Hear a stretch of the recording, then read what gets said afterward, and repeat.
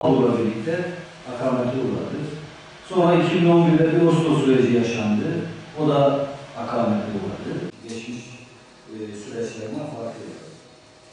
Bir de benzeri çatışmalı süreç aynı zamanda ANC'nin yani Güney Afrika Ulusal Konseyi'nin başkanlığını Mandela'nın yaptığı konseyin halk verin. Yani Şerafettin Erçel'in sözü yeterince açıklayıcıdır.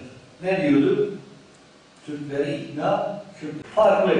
Yani görev yaptığı, çalışma sürdürdüğü bölgenin niteliğine, özelliğine bağlı olarak değişecek.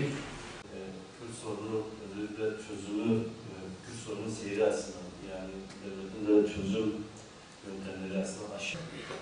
Milliyetçi bir dil kullandığı ve güvenlikçi ve asayişçi politikalara ağırlık verdiği bir dönemde. Yani o dönemde neden de bu olsaydı? Çünkü Türkler diyor ki, yani Türk kamuoyunun bir kısmı en azından diyor ki, yani ne oldu da daha önceki süreçle mukayese edildiğinde yani bu sürecin başlamasından önceki kuşkuların, bu kayıpların giderilmesi anlamında bu örneği verdim. Yani dünyanın başka ülkelerinde yaşanan çatışmalı süreçler de benzeri şekilde çözülmeye çalışılmıştır.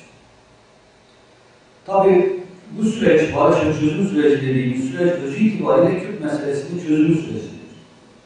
Kürt meselesinin çözülmesinde neler yapılması gerektiğini için rahmetlik Şerafettin Erçel'in sözü yeterince açıklayıcıdır. Ne diyordu? Türkleri ikna, Kürtleri tatmin. İşte bu Türkleri ikna ve Kürtleri tatmin olayının gerçekleştirebilmenin araçlarından biri ya da yöntemlerinden biri olarak Hakim İnsanlar Heyeti oluştu. Yani Türkiye'nin 7 bölgesinde görev yapacak birbirinden farklı heyetler teşkil etti. Hepimizin malumu.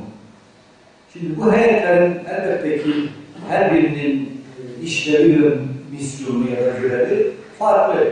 Yani görev yaptığı, çalışma sürdürdüğü bölgenin niteliğine, özelliğine bağlı olarak değişecek. Bu üçüncü şahıslar hakikaten çalışma çözümünde çok önemli roller üstlenen şahıslar oldu. Çoğu da toplumca muhtemel kabul edilen, saygı alanında da iyi bilinen insanlar.